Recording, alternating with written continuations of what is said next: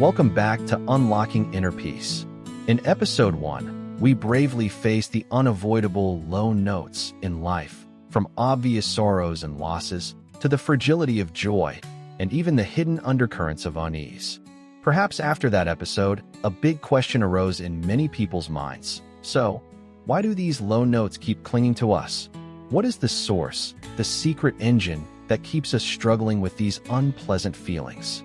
Today, we'll become psychological detectives together, peeling back layer after layer of mystery to find the hidden culprit behind the afflictions and anxieties we often experience. Understanding this root cause is just as important as identifying the symptoms, everyone, because only when we know why can we effectively find out how to escape that vicious cycle. So, are you ready for an adventure deep into the mind, to explore the hidden mechanisms that are operating and sometimes steering our lives in unwanted directions? Let's begin.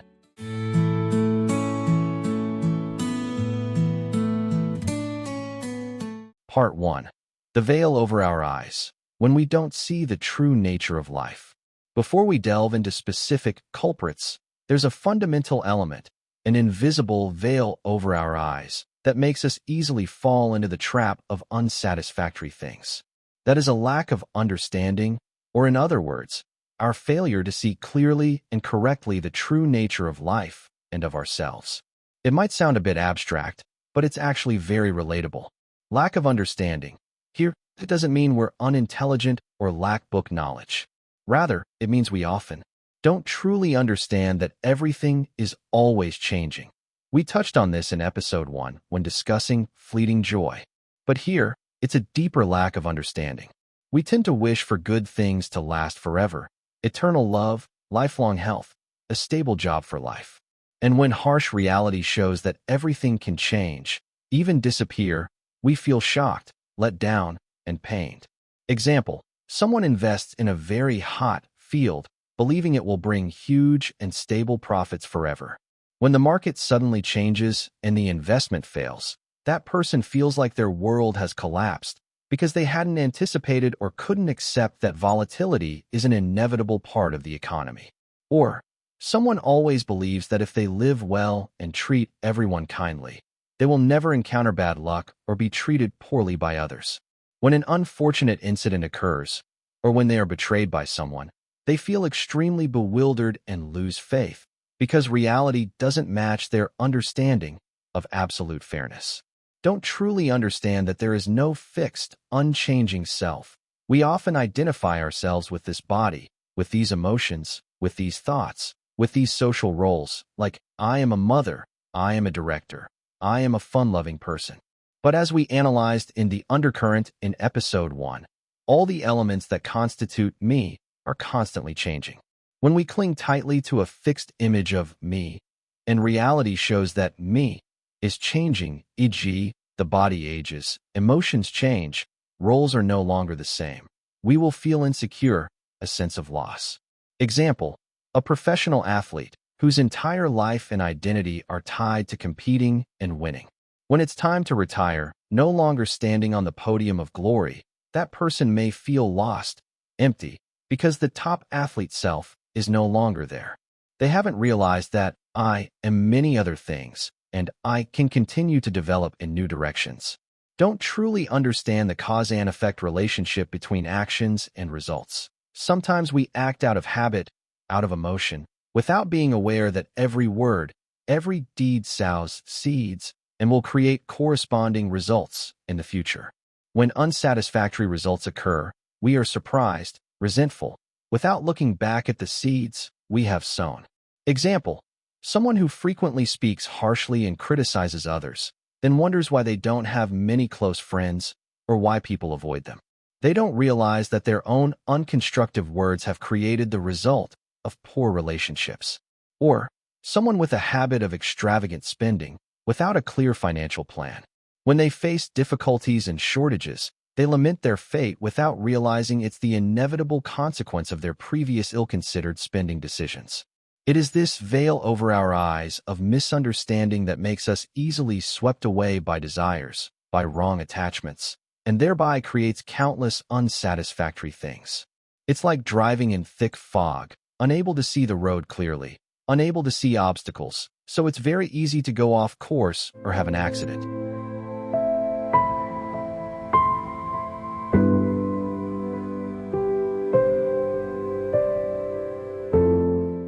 Part 2. The endless thirst, when desire controls us. After the veil over our eyes of misunderstanding, the main, most direct hidden culprit causing the low notes in our lives is what I temporarily call the endless thirst. This is our unceasing desire, craving, and longing for all sorts of things in the world. It's not entirely bad, because desire is also a motivation for us to develop, but when it becomes excessive, uncontrolled, and improperly directed, it becomes the source of much suffering. This thirst manifests in many forms, but we can temporarily divide it into three main types. The thirst for sensual pleasures, the race to find pleasant sensations. This is perhaps the most common and easily recognizable form of thirst. It's the desire to experience pleasant sensations through our five senses. Eyes want to see beauty.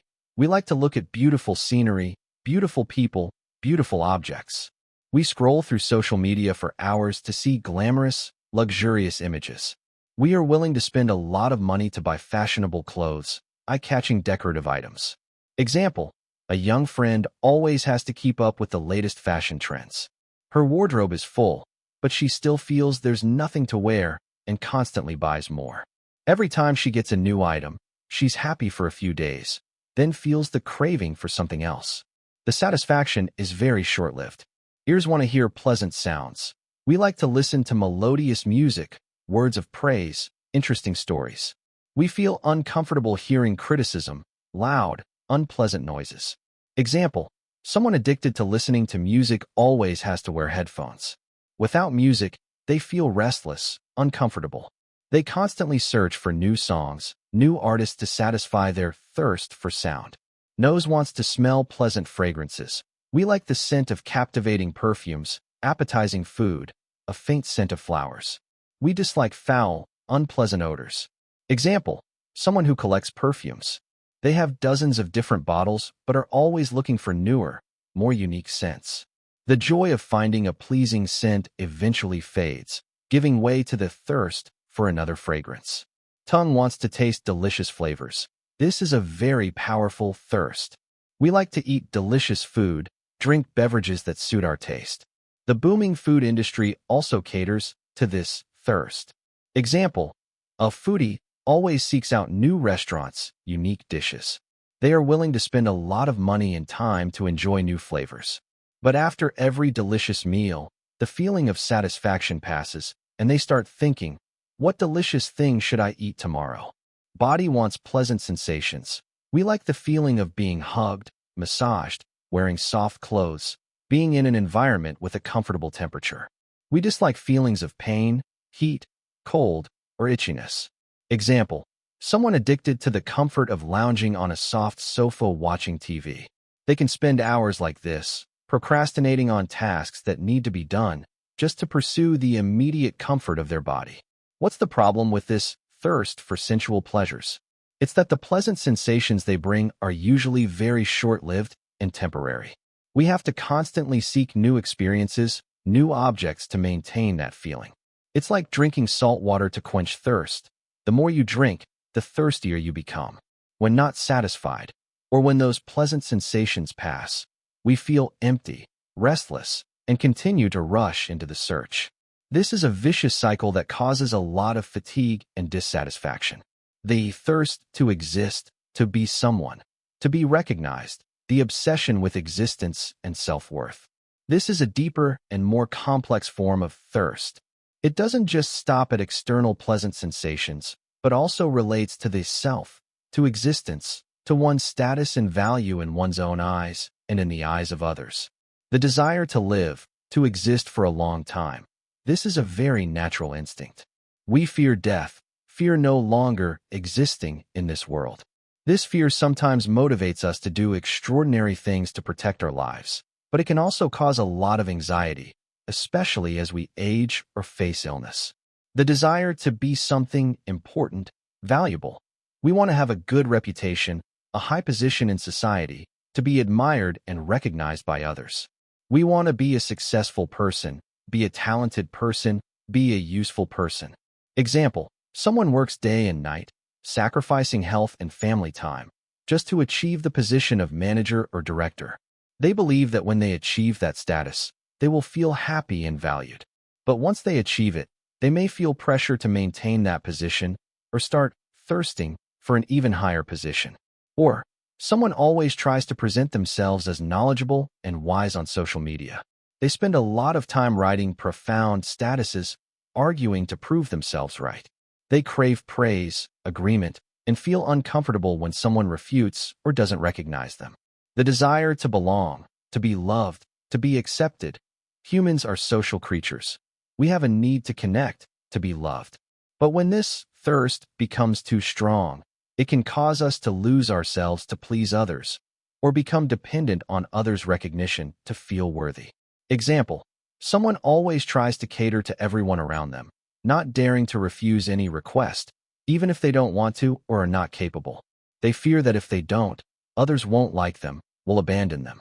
The desire to be reborn in better circumstances. Metaphorically, this can be understood as wanting one's children to be more successful than oneself, for the next generation's life to be better than the previous one, or wanting oneself to transform, to become a better, more successful version in the future. This is a positive motivation, but if it's accompanied by too much attachment to the outcome, it can also cause pressure and disappointment. This thirst to exist, to be someone, is often linked to fear. Fear of being forgotten, fear of being useless, fear of not being loved. It makes us constantly strive to assert ourselves, to build a solid self. But because the nature of the self and everything in this life is always changing, this thirst is also an underlying source of insecurity and dissatisfaction. The thirst to be annihilated, to no longer exist, a negative escape when suffering is too great. It sounds paradoxical, but this is also a powerful form of thirst, often appearing when people face extreme pain, disappointment, and dead ends in life where they feel there is no other way out. The desire to escape unbearable physical or mental pain. When a person has to endure a terminal illness causing prolonged pain, or when experiencing a major psychological shock like losing all loved ones, being cruelly betrayed, they may develop thoughts like, "I wish I were dead. I wish I no longer existed so I wouldn't have to endure these things." Example, someone goes bankrupt, is heavily in debt, condemned by society, and alienated by family. Feeling desperate and unable to face anyone, that person might think of ending their life as a way to end all suffering. The desire to escape a reality that is too harsh, unacceptable, when the values a person believes in collapse, when hopes are shattered, when life feels too unfair and meaningless, they may want to disappear from this world.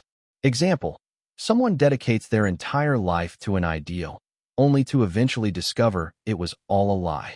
Feeling betrayed and having lost all faith, that person may no longer want to continue living in a world they feel is full of falsehood and disappointment. This thirst for annihilation is an extreme manifestation of suffering. It shows that even the desire not to exist is a form of craving, a reaction to unsatisfactory things. And it also stems from not finding any other way to face and transform the pain. In summary, whether it's the thirst for pleasure, the thirst to exist and be recognized, or even the thirst to be annihilated, they are all manifestations of a powerful inner drive, desire. When these desires are not met, or when we cling to them too tightly, they become the primary source of low notes, of afflictions in life.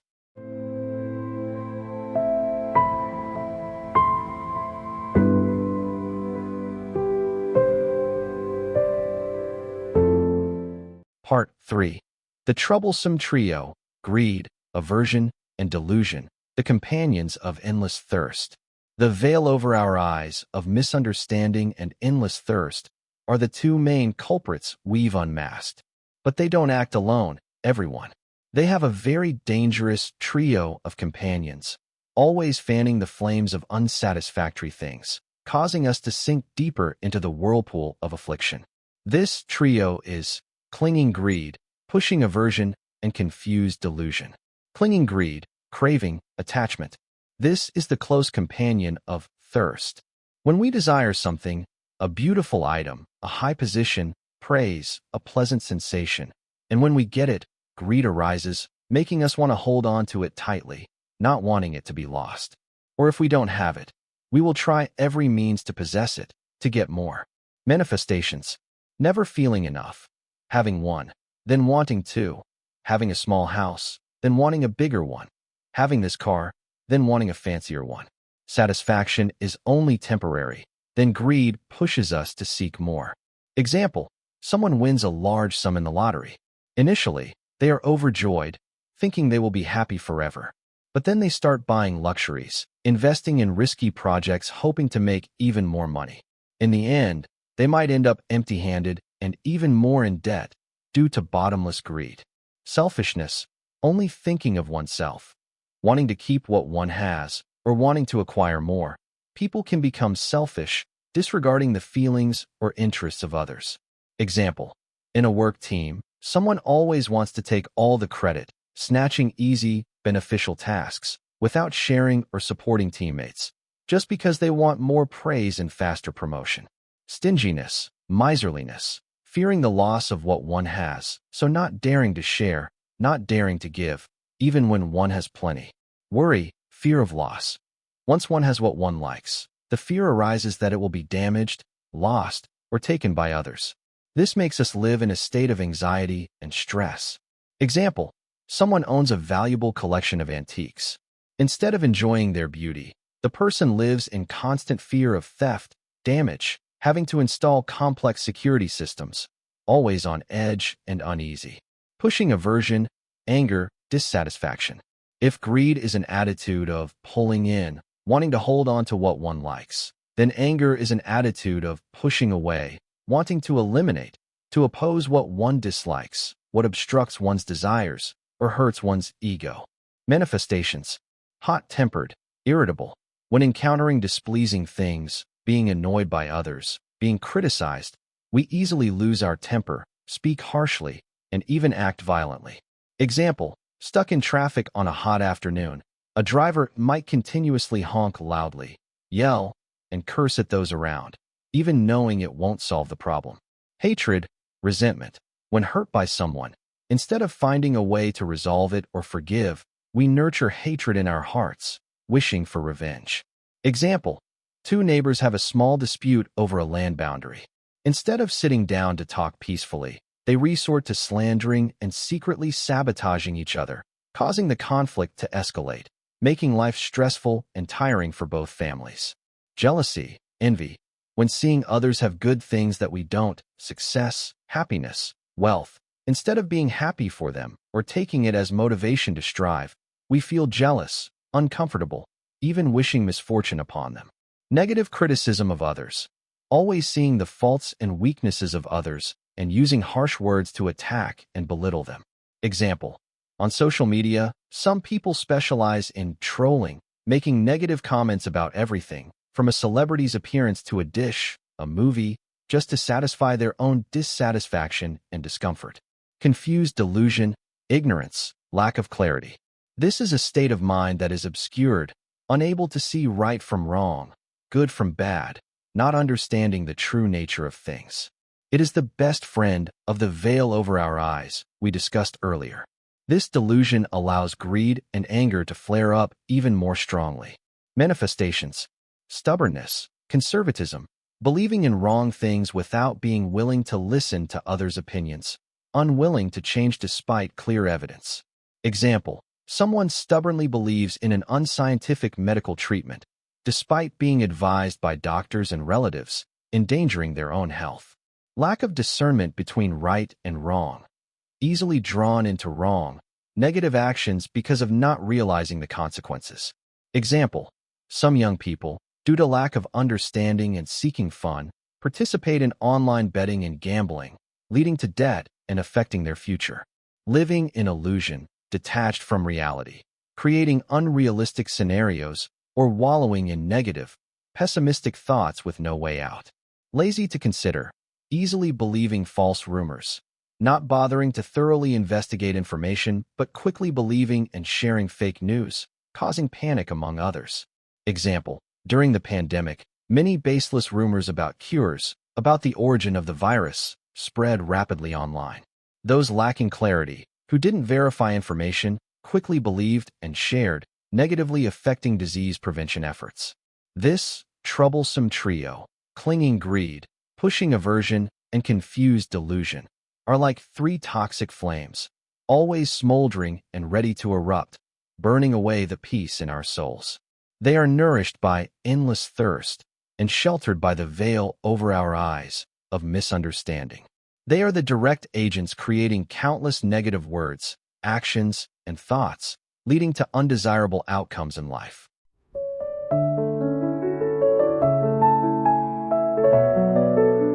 Part 4.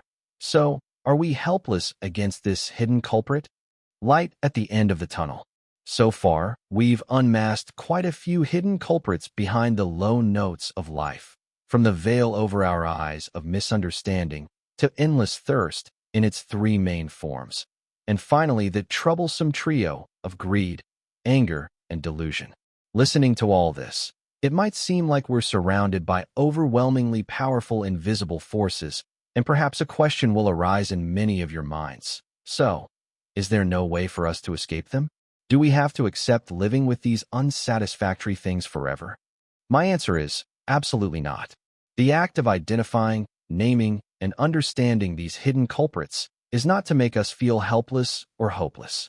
On the contrary, it is the first, incredibly important step for us to find the right path to transform them, to minimize their influence, and to gradually build a more peaceful, meaningful life. Imagine you are in a dark room. What we've just done is like finding the light switch and turning it on. The light has shone. We have clearly seen the clutter, the dust present in the room of our mind. And the good news is, once we see it, we are fully capable of rearranging, cleaning, and making that room brighter, cleaner, and more pleasant. Understanding is the first key. When we understand that everything is always changing, we will cling less, suffer less when good things pass, and also be less desperate when facing difficulties, knowing that this too shall pass. When we understand that there is no fixed self, we will place fewer expectations on ourselves, fear change less. Identifying thirst to adjust. When we are aware of which desires are controlling us, we can learn to observe them, instead of being unconsciously swept away by them. We can choose not to chase after every thirst, but to focus on desires that truly bring long-term value and meaning. Identifying the troublesome trio so as not to be led by them. When we see greed arising, anger flaring up, or the mind becoming diluted, we can pause for a moment, take a deep breath, and ask ourselves, is this reaction really necessary? Does it bring any benefit? This identification gives us more space to choose a different, more positive, and constructive way of behaving. Of course, this is not an easy, overnight process. It requires patience, regular practice, and a commitment to oneself. But the important thing is, that path is entirely real, and it is within reach of each of us.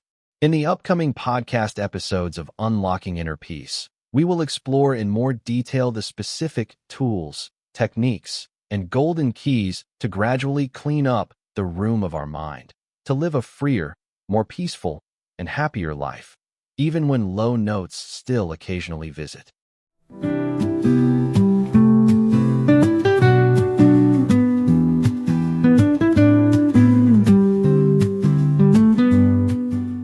So, we've journeyed together through a rather profound exploration of the hidden culprits behind the unsatisfactory things in life. I hope that the sharings in this episode too have given you new perspectives, deeper insights into yourselves, and the psychological mechanisms operating within us. Remember, understanding the cause is not to blame or feel pessimistic, but to give us more strength and clarity to change. We cannot control everything that happens externally, but we can absolutely learn to control our reactions from within. Thank you for your time and for listening. If you found this podcast episode helpful, please don't hesitate to like, share it with friends you care about, and please subscribe to the Unlocking Inner Peace channel so we can continue to journey together in search of inner peace. Wishing you a week full of positive energy, and always remember, there is always light at the end of the tunnel, as long as we persevere. See you in the next podcast episode. Goodbye.